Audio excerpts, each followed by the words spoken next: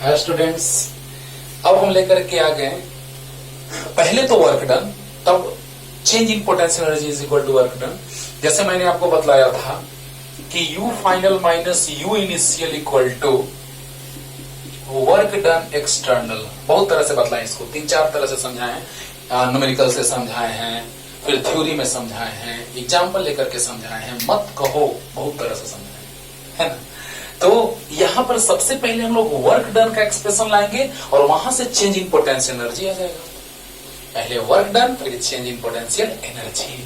तो आज पहले हम लोग इलेक्ट्रिक डायपोल को यूनिफॉर्म इलेक्ट्रिक फील्ड में रोटेट करने में, डिफ्लेक्ट करने में या मूव कराने में जो वर्क करना पड़ेगा, पहले उसका एक्सप्रेशन डिराइव करेंगे और उसके बाद बस हो गया work done equal to change in potential energy अगले लेक्चर में।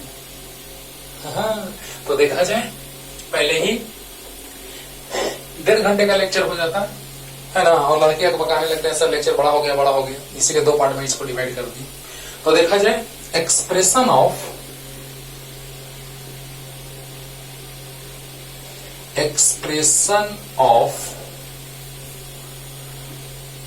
वर्क डन इन डिफ्लेक्टिंग या rotating, in rotating an electric dipole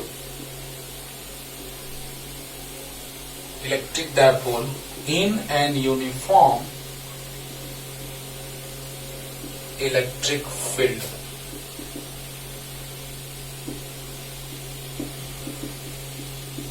वाह, देखा जाए बच्चों, वर्क डन का एक्सप्रेशन लाने जा रहे हैं, एकदम फील आएगा, फील, है ना। कैसे क्लियर करते हैं पूरा कॉन्सेप्ट, पहले ध्यान से सुनिएगा कि expression of work done in rotating an electric dipole या deflecting electric dipole in an uniform electric field.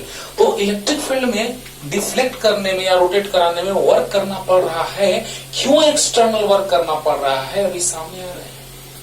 तो पहले थ्योरी लिखते हैं, उसके बाद डिराइव करते हैं एक्सप्रेशन और पूरा कॉन्सेप्ट क्लियर करते हैं। N electric dipole an electric dipole having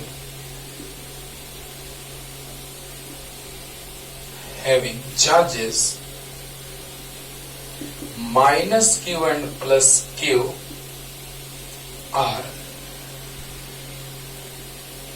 at a distance of 12। दोनों के बीच का डिस्टेंस 12 मान लेते हैं, आसानी के लिए 12 मानते हैं, याद है ना। हाँ, an electric dipole having charges minus q and plus q are at a distance of 12, which is situated in an uniform electric field,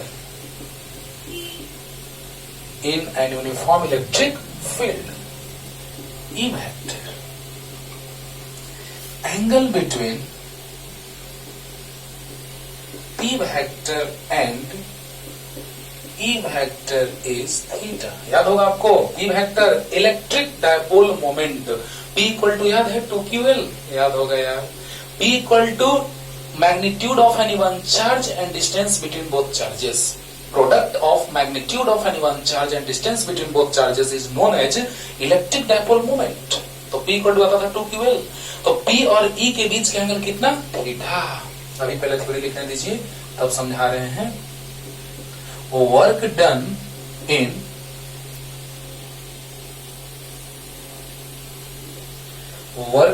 in rotating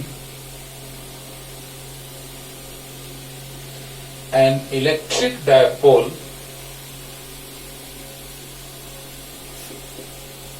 from angle theta 1 to theta 2 is W,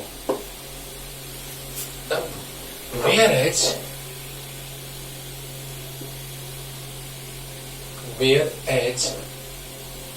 work done in a small deflection D theta is D W. थोड़ा सा work करना है कब? जब थोड़ा सा deflection होगा तब। यानी थोड़ा सा डिफ्लेक्शन हुआ तो वर्क थोड़ा सा हुआ, ज्यादा होता तो ज्यादा होगा, इंटीग्रेट कर देंगे, कंप्लीट आ जाएगा, टोटल वर्क आएगा। लेकिन पहले थ्योरी का बात करते हैं, समझाते हैं, तब आते हैं हम लोग डेरिवेशन पे, एक्सप्रेशन पे। तो एन इलेक्ट्रिक डायपोल आप जानते हैं कि इलेक्ट्रिक, हाँ याद रखना है एक बात कि जब हम रोटेट करेंगे तो एंगुलर वेलोसिटी कांस्टेंट रहेगा। स्लोली ला रहे हैं, धीरे धीरे रोटेट करा रहे हैं, धीरे धीरे रोटेट करा रहे हैं, एंगुलर एक्सेलरेशन 0 होगा, है ना। जब हम इन्फिनिटी से, याद होगा, पोटेंशियल को डिफाइन करते थे तो इन्फिनिटी से लाते थे किसी भी पॉजिटिव टेस्ट चार्ज को, है ना, तो क्या होता था? कांस्टेंट वेलोसिटी से लाते थे, एक्सेलरेशन, लीनियर एक्सेलरेशन 0 होता था, है ना। Means acceleration 0 means constant velocity से। जस्ट लाइक दैट जब रोटेट कराएंगे तो angular acceleration 0, constant velocity, slowly, याद रखना है। तो बतलाइए बच्चों कि दो चार्जेस है माइनस क्यू प्लस क्यू, दोनों के बीच का डिस्टेंस 12 है। 12 आसानी के लिए लेते थे, ये बात आपको पता है, जो कि यूनिफॉर्म इलेक्ट्रिक फील्ड में प्रेजेंट है। और पी और ई के बीच का एंगल थीटा है, अभी समझा रहे तुरंत। और वर्क डन थीटा 1 से थीटा 2 ले जाने में डब्ल्यू, स्मॉल डिफ्लेक्शन या स्मॉल रोटेशन डी थीटा में डी डब्ल्यू वर्क। ये थ्योरी जब समझाएंगे आपको तो फिर से एक बार पढ़िएगा, क्लियर हो जाएगा। पहले अब हम डिराइव करने जा रहे हैं, जल्दी से इसको लिखिए फास्ट। देखो पूरा क्लियर करते हैं बच्चों, जल्दी।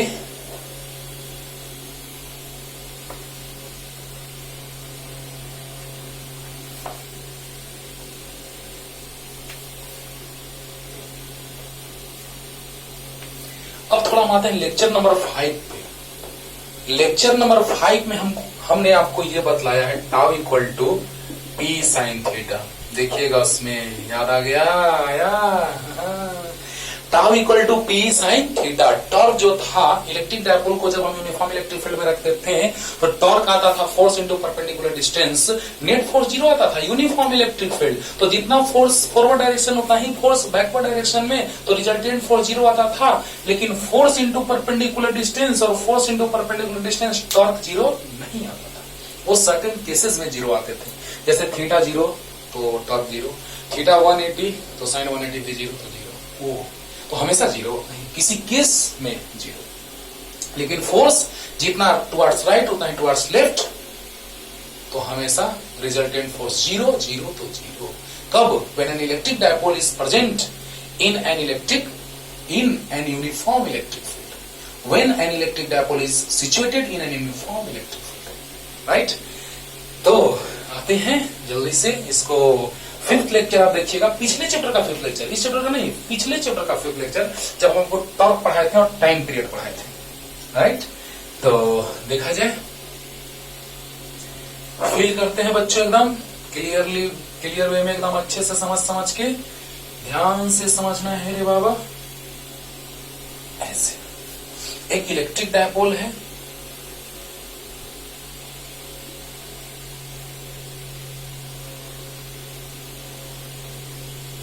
यहां पे प्लस चार्ज है और यहां पर माइनस चार्ज है, right. Electric field forward direction में है, अच्छी बात है। अब बताइए, प्लस वाला पर फोर्स फील्ड के डायरेक्शन में लगता था तो यस सर, और निगेटिव चार्ज पे फोर्स फील्ड के अपोजिट डायरेक्शन में लगता था तो यस सर। यानी कि प्लस तो फील्ड और फोर्स का डायरेक्शन सेम, और माइनस तो फील्ड और फोर्स का डायरेक्शन अपोजिट, राइट। तो अब देखा जाए कि यहां पे अगर हम लोग ले लिए centre of N electric dipole, ये लेंथ L, ये लेंथ L, तभी ना 2L। और इलेक्ट्रिक डायपोल मोमेंट का डायरेक्शन आपको याद होगा, बहुत अच्छे से समझाए थे, नेगेटिव टू पॉजिटिव होता है। Our sense always is positive, so direction of electric dipole moment is from negative to positive or towards the positive, right?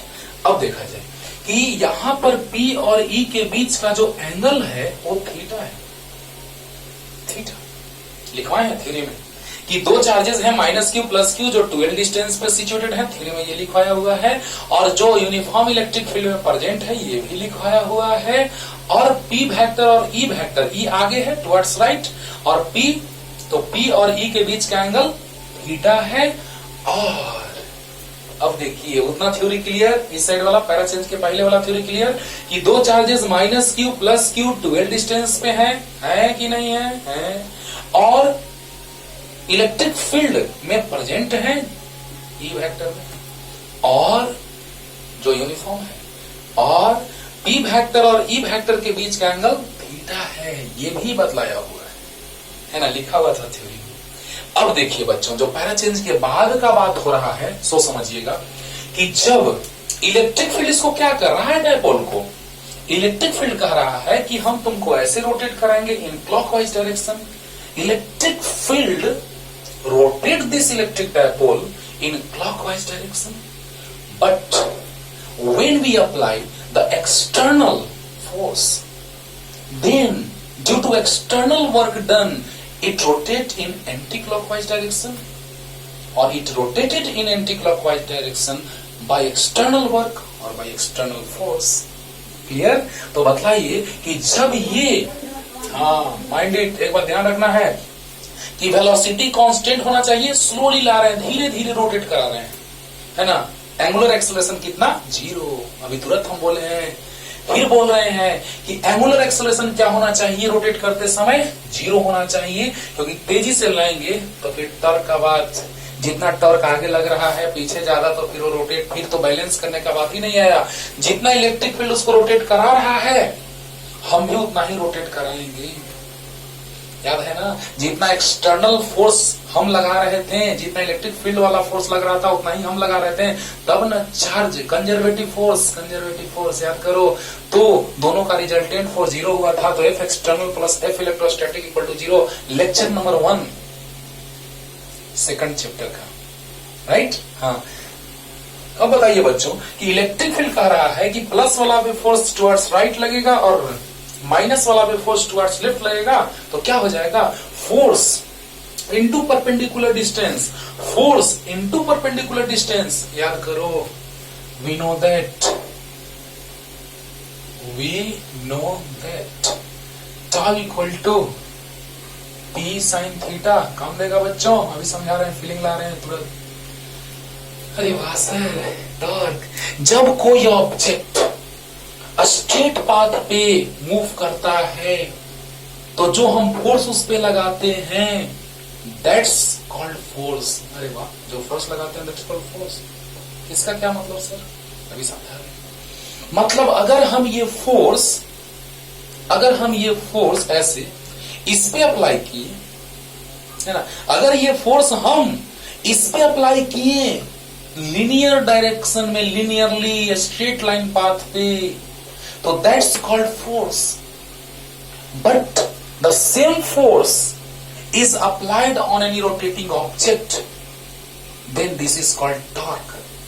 This force is called torque. और ये चीज हमने बताया आपको पिछले चैप्टर के लेक्चर नंबर 5 में। पिछले चैप्टर का लेक्चर नंबर 5 देखिए, पूरा फीलिंग आ जाएगा, एकदम मजा आएगा सर। अच्छे से पढ़िए, खूब पढ़िए, राइट? तो ध्यान दिया जाए कि जैसे ही हम लोग बात करते हैं टॉर्क का, लेक्चर नंबर 5 पिछले चैप्टर का, तो टाउ इक्वल टू आया था P sin थीटा। यानी अगर कोई स्ट्रेट पाथ पे मोशन करने वाले ऑब्जेक्ट पे हम फोर्स अप्लाई करते हैं, that is the force. But when we apply the same force on the rotating object, then this is not a force, this is the torque. Rotational motion का concept, मतलब straight line पे motion करने वाले object पे अगर हम force apply कर दिए तो फोर्स है, लेकिन रोटेटिंग ऑब्जेक्ट पे अगर हम वही फोर्स लगा दिए that's called torque, because torque is defined as force into perpendicular distance. तो जैसे ही हम फोर्स अप्लाई किए तो यहां फोर्स लगाए, उसमें फोर्स लगाए 10 न्यूटन, तो 10 न्यूटन का फोर्स ऐसे लगाए हैं, ठीक है? तो 10 न्यूटन हमेशा वही, उस पर 10 न्यूटन ही फोर्स लगेगा, लीनियर ऑब्जेक्ट जो लीनियर डायरेक्शन में मूव कर रहा है ऑब्जेक्ट। लेकिन अगर इस पे हम फोर्स लगाएं 10 न्यूटन यहां, तो घूमने का अलग सिचुएशन होगा, यहां तो अलग होगा। Means torque, force into perpendicular distance ज्यादा है तो टॉर्क ज्यादा होगा, फोर्स इंटू परपेंडिकुलर डिस्टेंस कम है तो टॉर्क कम होगा। means position be changed and magnitude of torque also be changed. But in that case, in case of linearly moving object, what happens?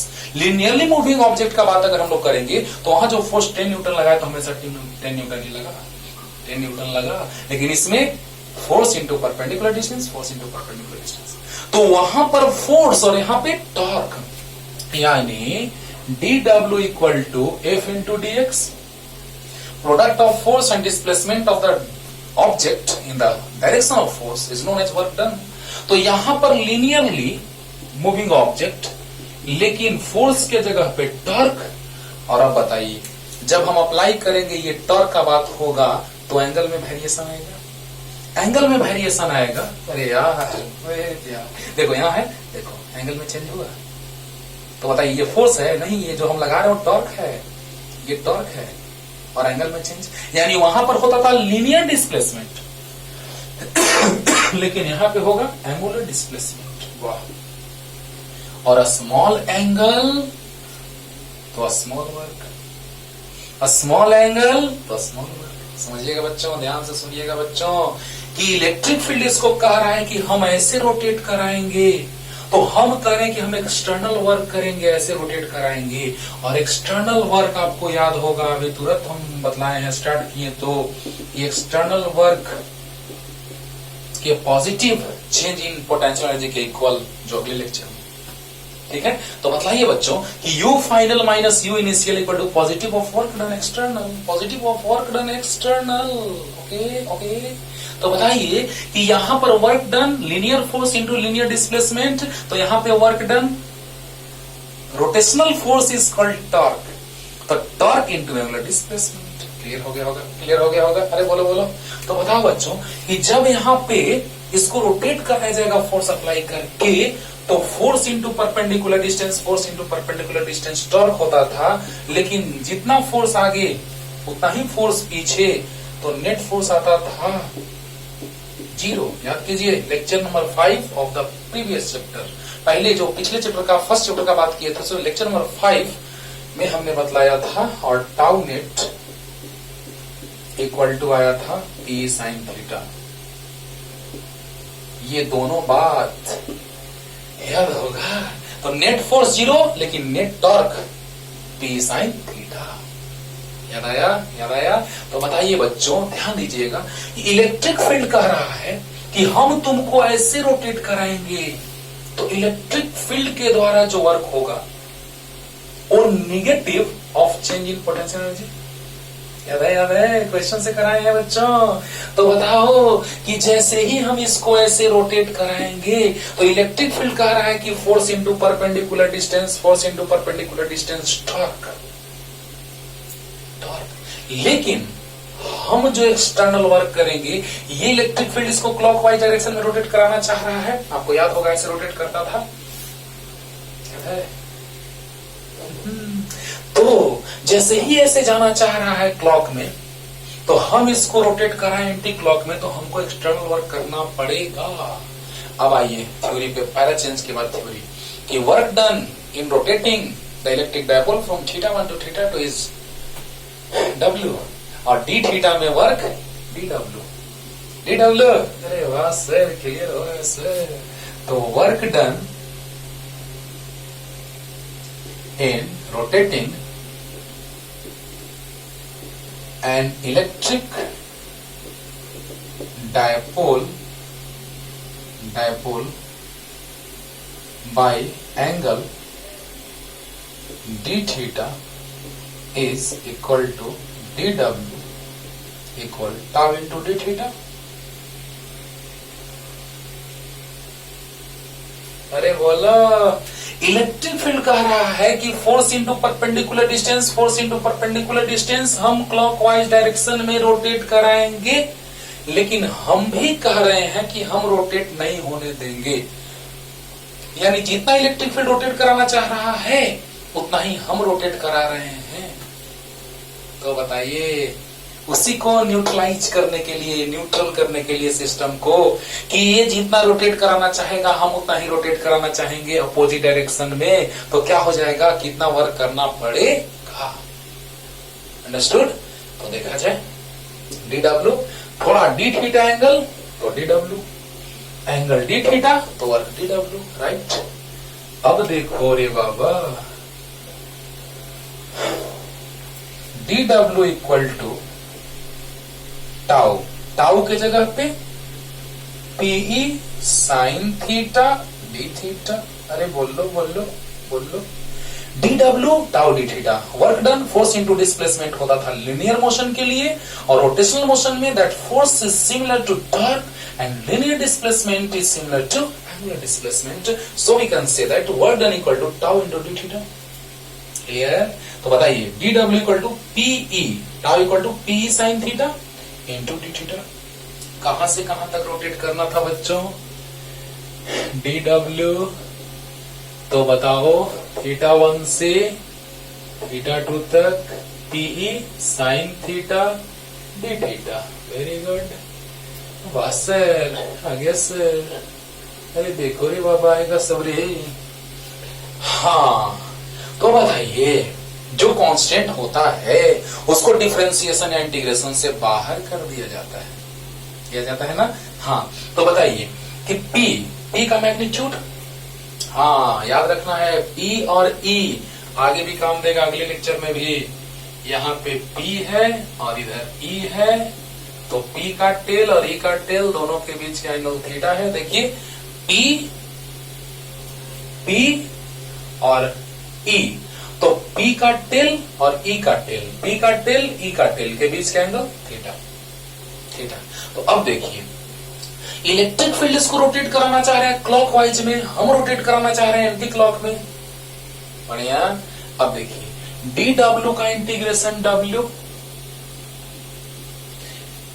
P constant E constant, E uniform electric field है तो ई constant होगा, electric field is uniform so it is constant and P is also constant. Why? Because this is the product of magnitude of any one charge and distance between both charges, so Q and 2L is constant, so P is also constant. तो P और E integration से बाहर आ जाएगा।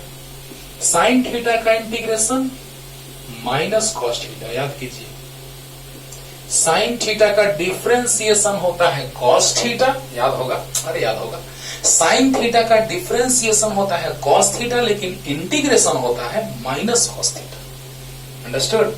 तो क्या आ जाएगा? W equal to minus P E upper limit cos theta 2 minus lower limit cos theta 1, minus से मल्टीप्लाई करेंगे तो P cos theta 1 minus cos theta 2। वाह वाह, अभी देखो ना फीलिंग लाते हैं तुरंत, एकदम फील आएगा, फील, ठीक है, हाँ फील आएगा। अब देखो बच्चों ध्यान देना कि थीटा 1 से थीटा 2 डिफ्लेक्ट कर रहे हैं, मतलब कैसे? तो ऐसे ऐसे, ये थीटा 1 ये थीटा 2, मीन्स इलेक्ट्रिक फील्ड और इलेक्ट्रिक डायपोल मोमेंट के बीच का एंगल थीटा होना चाहिए। तो इलेक्ट्रिक फील्ड आगे है, इलेक्ट्रिक डायपोल मोमेंट ऐसे, तो P यानी थीटा 1 से थीटा 2 तक, यानी इलेक्ट्रिक फील्ड कह रहा है कि हम ऐसे रोटेट कराएंगे क्लॉकवाइज डायरेक्शन में, तो हम कह रहे हैं कि नहीं हम ऐसे रोटेट कराएंगे। तो बताइए इलेक्ट्रिक फील्ड ऐसे रोटेट कराना चाह रहा है तो हम ऐसे रोटेट कराना चाह रहे हैं, means electric field rotate this electric dipole in clockwise direction, but by the external work this electric dipole be rotated in anti-clockwise direction. Okay? तो जब एंटी क्लॉकवाइज डायरेक्शन में रोटेट होगा बच्चों, तो जरा सा सोचिए कि थीटा 1 से थीटा 2 तक रोटेट करने में वर्क कितना, तो W डी डब्ल्यू का इंटीग्रेशन dx का इंटीग्रेशन x, तो डी डब्ल्यू का W, P कांस्टेंट है दोनों बाहर, साइन थीटा का integration minus cos theta, theta 1 से थीटा 2 माइनस बाहर, upper limit minus lower limit cos theta 2 minus cos theta 1, minus से मल्टीप्लाई तो पीई cos, देखिए माइनस मल्टीप्लाई तो माइनस इंटू प्लस माइनस और माइनस माइनस प्लस, तो आ गया P into cos theta 1 minus cos theta 2। Clear हुआ? तो बताइए W इक्वल टू आ गया P into cos theta 1 minus cos theta 2। ये फॉर्मूला भी डायरेक्ट आता है कंपटीशन में 12th में, है ना। क्वेश्चन तो इस पर कराएंगे ही, लेकिन पहले कॉन्सेप्ट सीखिए, क्लियर हो गया होगा। साइन थीटा का integration minus cos theta, minus बाहर आ गया, upper limit minus lower limit, cos theta 2 minus cos theta 1, तो माइनस से मल्टीप्लाई, तो माइनस प्लस माइनस, तो माइनस माइनस प्लस, प्लस वाला को पहले लिख दिया, माइनस वाला को बाद में। लेकिन अगले लेक्चर में ये भी काम देगा, माइंड इट। दोनों स्टाइल में बताएंगे, एनसीईआरटी जो लिखता है स्टाइल में वो, और अदर बुक्स लिखता है वो सब स्टाइल में, ठीक है ना। हाँ। तो जल्दी से पहले इतना लिखिए, जल्दी से, फास्ट हो गया। अब हम आते हैं यहीं पे कि थीटा 1 थीटा 2 न मान करके थीटा 1 0 मान लेंगे, थीटा 2 थीटा मान लेंगे तो क्या होगा, आते हैं। तो जल्दी से इसको लिखिए पहले बच्चों, क्लियर हो गया होगा।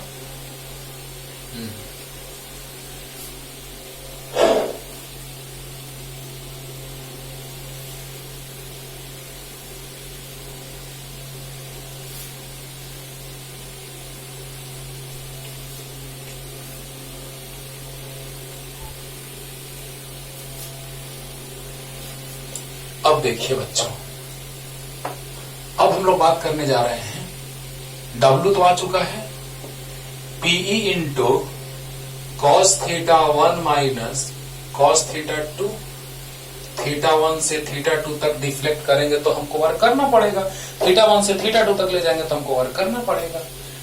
जहां पे एंगल ऐसे था, ये थीटा 1 और ये थीटा 2, तो थीटा 1 से थीटा 2 एक्सटर्नल वर्क करना पड़ा।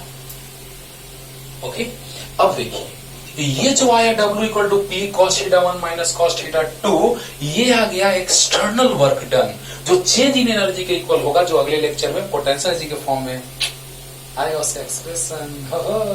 अब देखो बच्चों, मजा आएगा, ध्यान देना कि इफ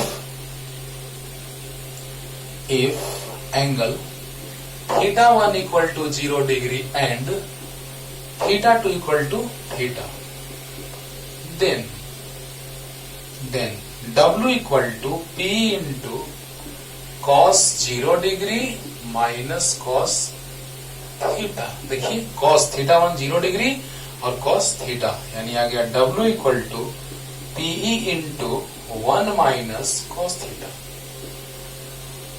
ये भी एक्सप्रेशन डायरेक्ट ऑब्जेक्टिव में पूछा है 12th में, और कंपटीशन में भी आएगा, आया हुआ है, और इसी पे क्वेश्चन से आएंगे, लेकिन आएंगे नहीं, आए हैं, आएंगे तो अलग बात है, लेकिन आए हैं।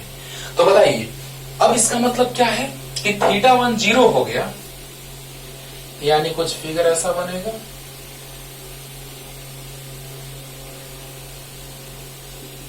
माइनस क्यू प्लस क्यू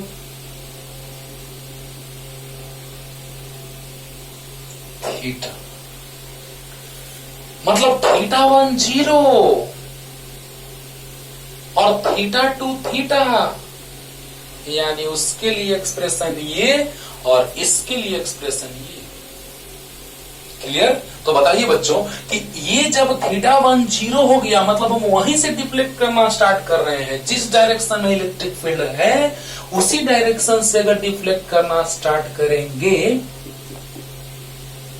जिस डायरेक्शन में इलेक्ट्रिक फील्ड है उसी डायरेक्शन से डिफ्लेक्ट करना स्टार्ट करें, मतलब थीटा 1 0 डिग्री, लेकिन कहां तक, थीटा 2 थीटा तक, यानी कि जब थीटा 1 हो जाएगा 0 डिग्री और थीटा 2 हो जाएगा थीटा, तो आ गया W equal to P into cos 0 1 minus cos theta. Understood? Clear हो रहा है? तो ये भी फॉर्मूला बहुत काम का है, लेकिन केस करेंगे अभी तुम लोग नहीं, कॉन्सेप्ट का केस करेंगे, है ना, और अच्छे से फील आएगा, है ना। तो जल्दी से पहले उतार लीजिए इतना, अब तब केस करते हैं, अरे केस करते हैं जल्दी। चलिए केस करेंगे तो और क्लियर होगा। हाँ, केस से बहुत ज्यादा समझदारी होता है लोगों को, है ना। तो आइए केस नंबर 1, केस नंबर 1 समझिएगा। If angle theta equal to 0 degree, then work done,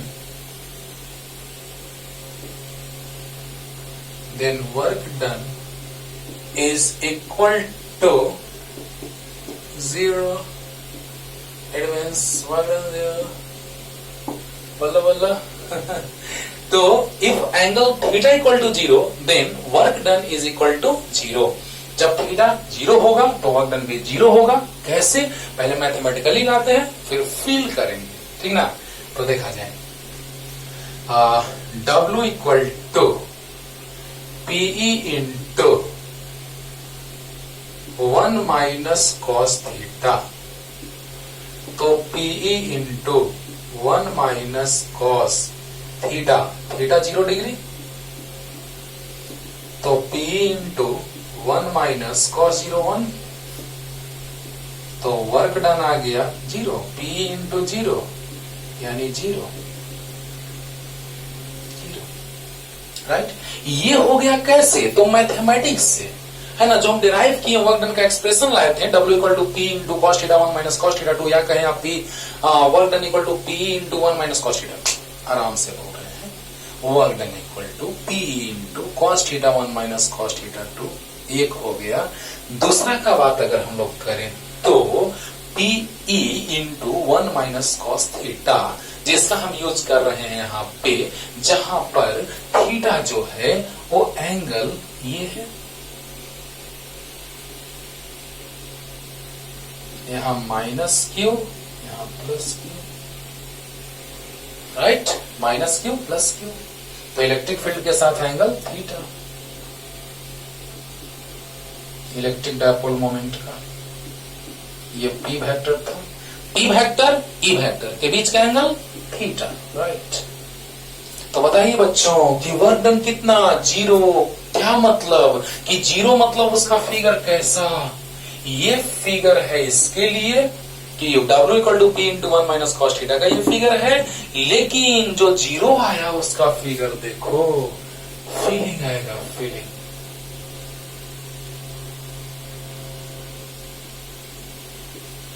electric field और electric dipole, minus Q plus Q. देखो बच्चों, अब बताइए इसको ऐसे फील करते हैं हम लोग. अच्छा यहाँ पे बताओ 0 डिग्री एंगल हो गया, फील्ड के डायरेक्शन में ही इलेक्ट्रिक डायपोल मोमेंट का डायरेक्शन है, तो दोनों के बीच का एंगल कितना डिग्री हो गया? तो इलेक्ट्रिक फील्ड का डायरेक्शन भी towards right forward direction, electric dipole moment का भी टुवर्ड्स राइट फॉरवर्ड डायरेक्शन, है ना. तो बताइए दोनों के बीच का एंगल 0 डिग्री. अब आप बताइए इलेक्ट्रिक डायपोल ऐसे है, अरे थीटा 0, थीटा 0 यानी ऐसे, just like that, just like that, है ना, just like this, just like that. हाँ. अब देखिए W इक्वल टू 0 आ गया. अब सोचो जैसे है रखा हुआ इस सिचुएशन में, तो क्या हमको वर्क करना पड़ेगा? नहीं. क्यों? क्योंकि जैसे है फील्ड के डायरेक्शन में ही है, तो उसको रोटेट कहां किए हैं? अरे वाह वाह सर, अरे अरे बोलो बोलो बोलो बोलो. ये एंगल थीटा 0 डिग्री हुआ ना, हुआ ना. तो थीटा जब 0 डिग्री हुआ, इसका मतलब ये वाला फिगर, और जब ये वाला फिगर मतलब क्या रोटेट किया हुआ है? देखो तो इलेक्ट्रिक फील्ड के अगेंस्ट हम रोटेट कर रहे हैं? नहीं. जब इसको इलेक्ट्रिक फील्ड के अगेंस्ट रोटेट नहीं किया जा रहा है, नहीं किया जा रहा है, तो वर्क नहीं करना पड़ेगा, नहीं करना पड़ेगा. वाह सर मजा आ गया. जब थीटा 0 तो रोटेट नहीं करना पड़ रहा है, तो वर्क डन 0. कार्य नहीं करना पड़ेगा, वर्क नहीं करना पड़ेगा. अंडरस्टूड. लेकिन इसको ऐसे सोचो, फील करते हैं थोड़ा सा कि हवाएं उधर बारी, हवाएं इलेक्ट्रिक फील्ड के, इलेक्ट्रिक फील्ड नहीं है ना, वो बस एग्जांपल के लिए समझाने के लिए ले रहे एग्जांपल कि हवाएं बह रही हैं आगे, और एक लड़का वैसे ही सोया हुआ है ना. हवाएं उधर बह रही हैं, लड़का वैसे ही सोया हुआ है, उसी डायरेक्शन में उसका हेड है ना. अब सोचो क्या मतलब बना कि क्या वहीं के वहीं है, वो उसी एंगल पे यानी 0 डिग्री पे है, तो क्या उसको उठाने में वर्क करना पड़ेगा? अभी हम उठाए हैं जैसे तैसे, जैसे का तैसे है, वैसे ही का वैसे ही है.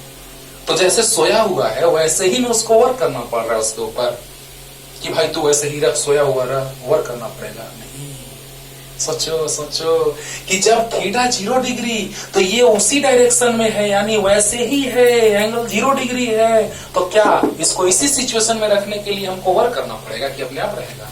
अपने आप रहेगा। सोचो अभी एनर्जी में आगे change in energy work done से और फीलिंग आएगा। पहले ये फीलिंग लो, वर्क डन का फीलिंग लो, तब एनर्जी का फीलिंग लाएंगे अगले लेक्चर में, समझो। अब ध्यान दो बच्चों कि ये सिचुएशन इसका 0 डिग्री एंगल वाला हो गया, तो हवाएं उधर बह रही थी, बच्चा वैसे ही पड़ा हुआ था, तो जस का तस है, वर्क नहीं करना पड़ा। लेकिन जब उसको उठाएंगे तो वर्क करना पड़ेगा। अगर हम उसको जाकर उठाने लगे तो हमको वर्क करना पड़ेगा। बोलो बोलो। हाँ, तो पहले इतना लिखिए, क्लियर हो गया होगा। फर्स्ट केस हो गया, जल्दी। Case number 2, if angle theta equal to 90 degree then work done is equal to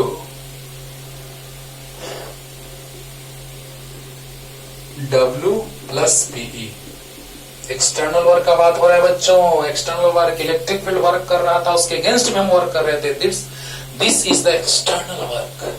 तो बताइए, work done equal to P cos P into 1 minus cos theta, W equal to P into 1 minus cos theta. Cos कितना? 90। और cos 90 कितना होता है? 0। तो 1 आ गया, यानी प्लस P। तो W इक्वल टू आ गया प्लस PE। आया कि नहीं? तो आया। W इक्वल टू आ गया प्लस P। वर्क करना पड़ेगा। चलिए, मान लिया जाए कि हम हवाओं का प्रभाव मेरे ऊपर नहीं पड़ रहा है, किसी सिस्टम के अंदर है, पैक है ना, और उसको मशीन से हम उठाने का कोशिश कर रहे हैं। चलो, तो जैसे ही इसको हम उठा के 90 डिग्री तक ले जाएंगे तो फील्ड कह रहा है कि हम उसको रोटेट करेंगे। देखो, अब इसी फिगर को देखो जरा सा।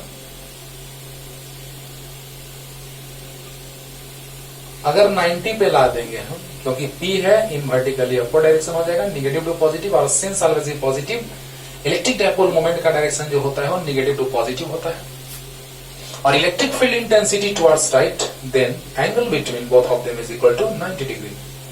ओके, तो क्या हो जाएगा? Electric field towards right and electric dipole moment from negative to positive और towards the positive charge.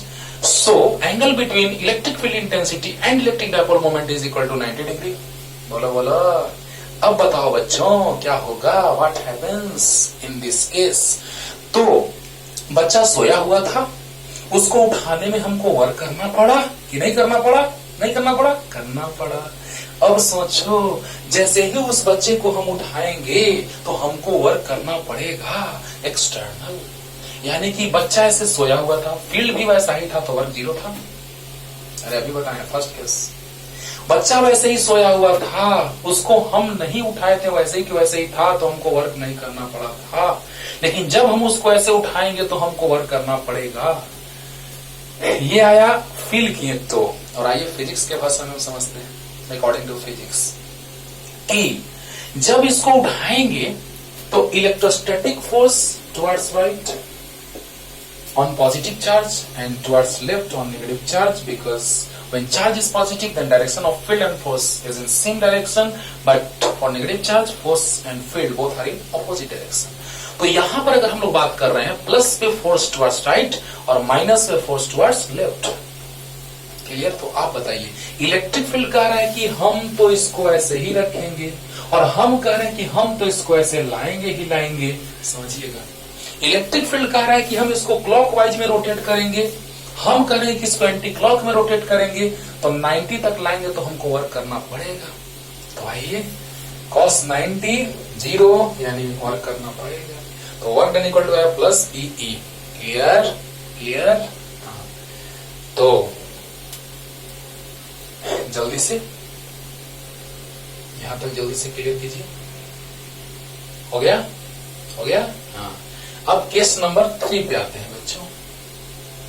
Case number 3 ध्यान से, और यही चीज, यही लेक्चर काम देगा अगले दिन, कि change in energy work done external positive के equal U final minus U initial is equal to positive of work done external.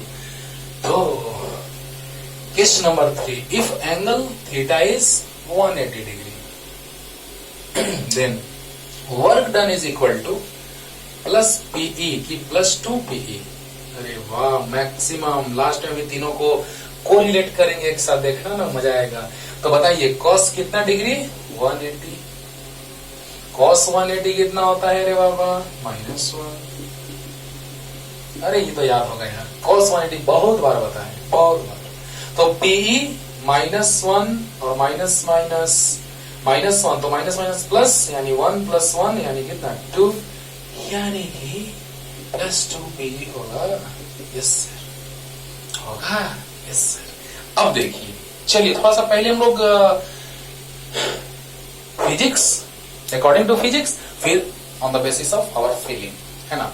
तो कैसे? तो पहले फिजिक्स से समझते हैं इसको कि एंगल थीटा है 180 डिग्री, तो work done equal to +2 PE, right. तो work done equal to P × 1 - cos theta, ये फॉर्मूला जब होता है तब, ये फिगर तो ये फॉर्मूला, ये फिगर तो ये फॉर्मूला। जब थीटा 1 0 डिग्री और थीटा 2 थीटा होता था तो होता था। अब देखो रे बाबा, PE × 1 - cos theta, cos 180 degree 180, तो cos 180 -1 minus minus plus 1 + 1 2 means 2P + 2P, work done equal to +2P। आ गया कि नहीं आया? आया। अब देखिए बच्चों, वर्क डन आ चुका है +2 PE। बोलो बोलो बोलो, आया। अब देखो, ये आया अकॉर्डिंग टू फिजिक्स। अब थोड़ा यहां से फीलिंग लेते हैं फिजिक्स का फिगर से। तो जब यहां था तो हम यहां तक लाए तो मेरा हालत खराब हो गया, क्योंकि इलेक्ट्रिक फील्ड उसको रोटेट कराना चाह रहे हैं। इलेक्ट्रिक फील्ड कराए कि हम क्लॉकवाइज में रोटेट कराएंगे, हम करें कि हम एंटी क्लॉक में रोटेट करेंगे। हमको वर्क करना पड़ रहा है और हमको और वर्क करना पड़ा, मतलब ऐसे ऐसे था, राइट। तो यहां से पहले यहां वर्क करना पड़ा रोटेट करने में 90 डिग्री, फिर 90 डिग्री और ज्यादा वर्क करना पड़ा। क्या मतलब सोचो जरा सा, कि यहां पे था तो वर्क नहीं करना पड़ा था, यहां पे ले गए तो वर्क +P वर्क करना पड़ा। केस नंबर 2, तो बताइए जितना यहां लाने में उतना ही यहां लाने में, क्योंकि ये तो कह रहा है कि हम क्लॉकवाइज में रोटेट करेंगे according to on the basis of electric field, by the help of electric field, this is rotated by the help of electric field, this is rotated in a clockwise direction, but by the external work, this electric dipole rotated in the anti-clockwise direction। तो बोलिए जरा सा कि जब हम इसको anti-clockwise direction में rotate कराएंगे तो हमको वर्क करना पड़ेगा। जब यहां था तो वर्क 0, यहां आया तो वर्क डन +P, और यहां आया तो वर्क डन +2P। यहां था वर्क डन 0, यहां था वर्क डन +P, तो उसका डबल यहां 90, तो और 90 रोटेट करने और डबल वर्क करना पड़ा। तो पहले से +P तो +2P हो गया।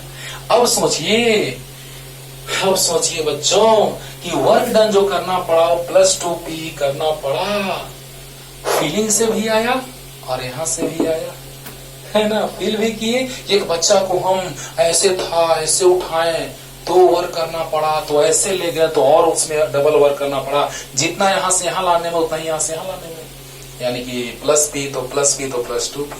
देखो सामने आ गया +2P, क्लियर हो गया होगा। cos 180 -1 minus minus plus +2P आ गया, आया। Yes sir.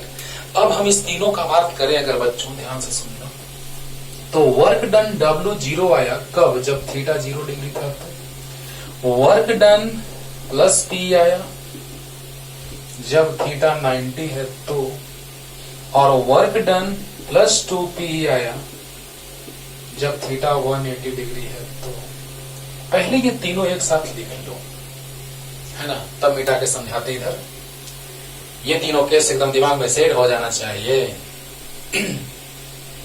जल्दी।